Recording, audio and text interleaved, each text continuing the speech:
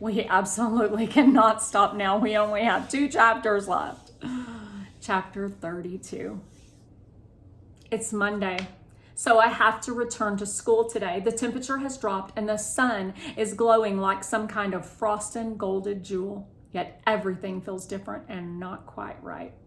Mom spent the weekend at the hospital with Penny, sleeping on a cot in her room. I have not seen her since everything happened. I wonder if Mom is mad at me. Mrs. V comes over and helps me get dressed and fed. Even Butterscotch seems to miss Penny. She puts her head in my lap and looks at me with lonely eyes. I can't help her. Dad is a mess. He keeps dropping things like forks and keys. He starts to talk and then forgets what he was going to say. He hasn't shaved. Go and get yourself together, Chuck. Mrs. V finally tells him. A hot shower and a cold glass of orange juice will do you wonders. When you go see Penny this morning, you don't want to scare the child, do you? You're right, Dad replies. You've got Melody covered?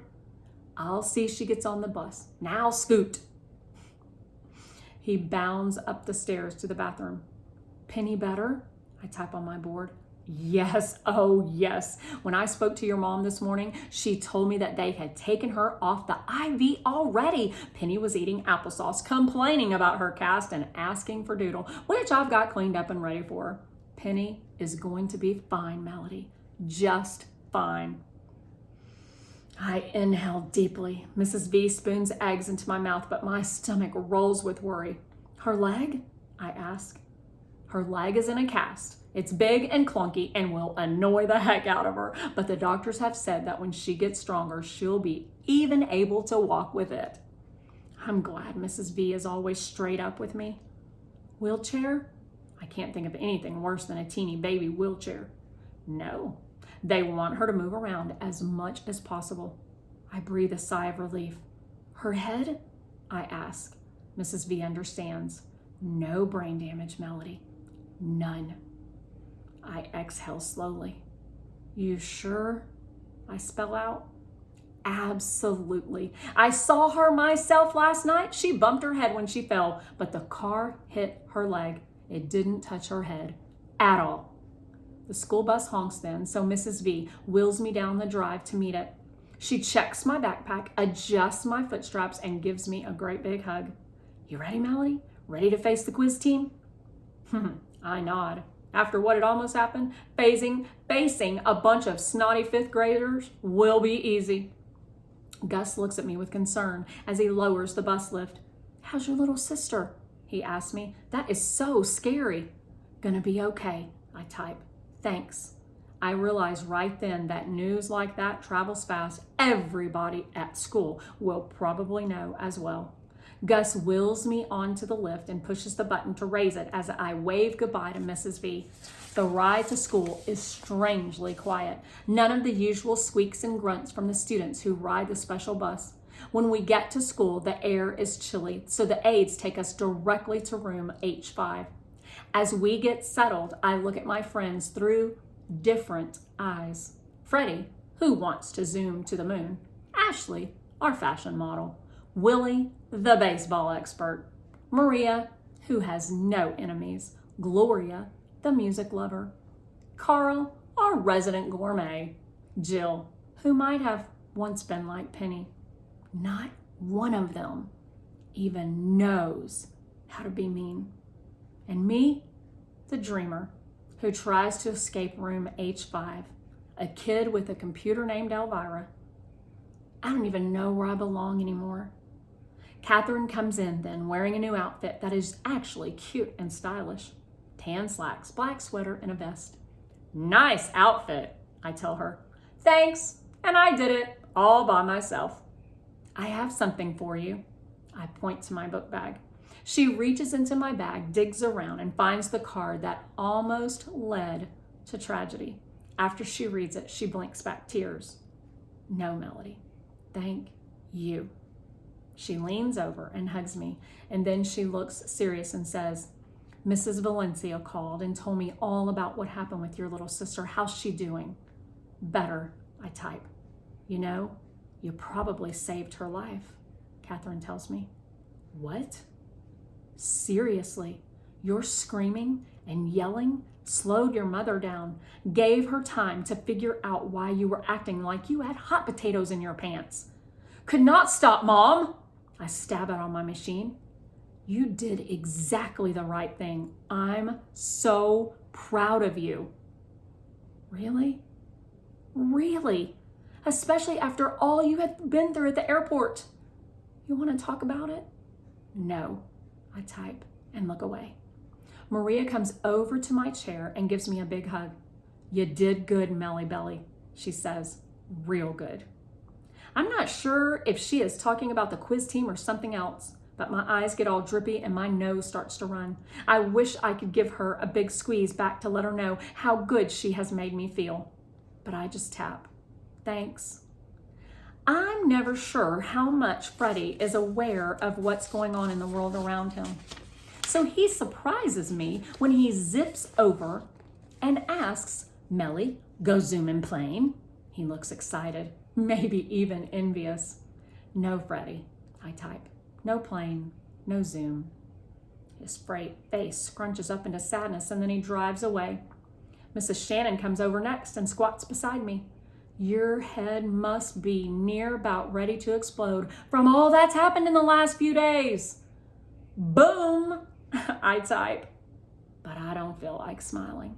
Let's talk at lunch. Okay, Melody? Okay. Are you going to your inclusion classes? She asks. Yes, I type. I'd thought about this all weekend when I wasn't thinking about Penny. I decided I wasn't going to hide. I want you to know I'm very proud of you. She gives me a big thumbs up and then gets our morning routine going. As it turns out, Miss Gordon is absent today, so the first inclusion class I'm set to attend is Mr. Deming's. Are you sure you want to go? Katherine asked me. Instead of answering, I power my chair toward Mr. D's door. Katherine rests a hand on my shoulder as I whir in. A small brass-colored trophy sits on Mr. D's desk. The room is quieter than normal. Mr. Deming clears his throat. He shifts from one foot to the other. He runs his finger around the collar of his dim white shirt. He's back to his old, well-worn brown suit, his old shoes as well. Finally, he says, Hello, Melody. His voice sounds fake, but cheerful. I do not reply. He wiggles so much he looks like he has to go to the bathroom. I just watch him. No kicks from me. No weird sounds. I am amazingly calm. I glance over at Rose, but she is looking in the other direction.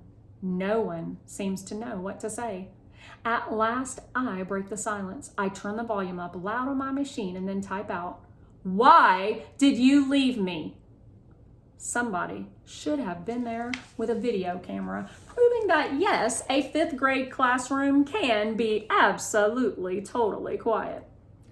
Faces search other faces, each one willing another to speak. Eventually, Rose stands up. She looks directly at me and says, We didn't plan to leave you, Melody. Honest. I look her dead in the eye and wait. I don't react at all. I just wait. She continues, We all went to breakfast early that morning. I interrupt. Nobody told me about that. How come? None of them answer. Their silence says what their words cannot. It's better without me. I blink real fast. Claire finally stammers. We figured you'd slow us down because you have to be fed and stuff. It's so quiet. I swear I can hear my own heartbeat. You threw up. Nobody left you. Oh, snap. I hear Rodney whisper. Claire stares down at her desk. Who took my place?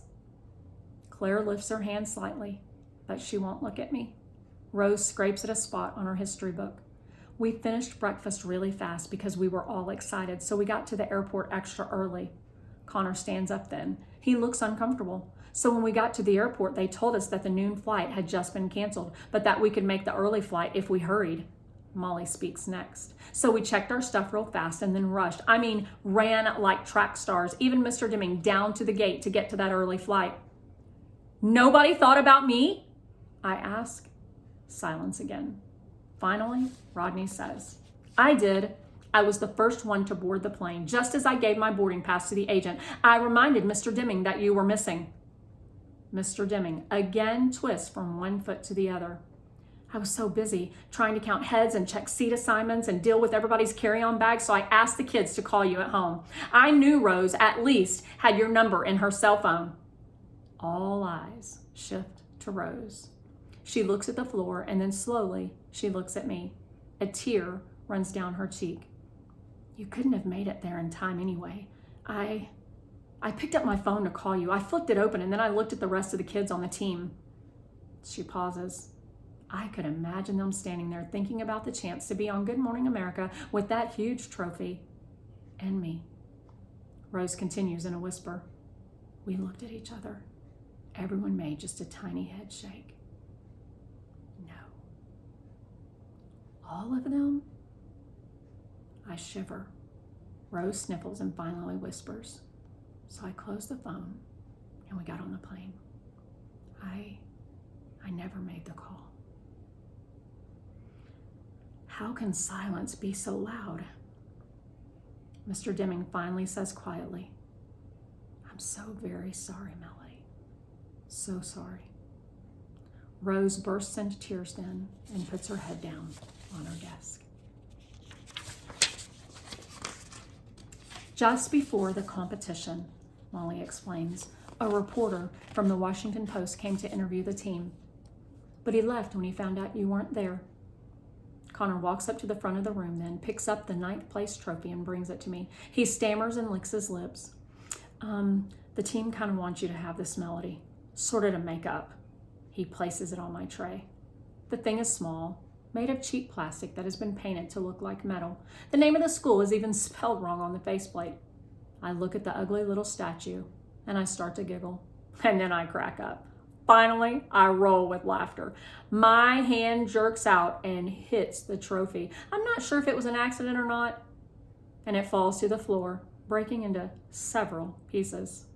The class stares at me in surprise. When they see that I'm not going to go ballistic on them, they finally start to laugh as well. A little. Even Rose sniffs and smiles.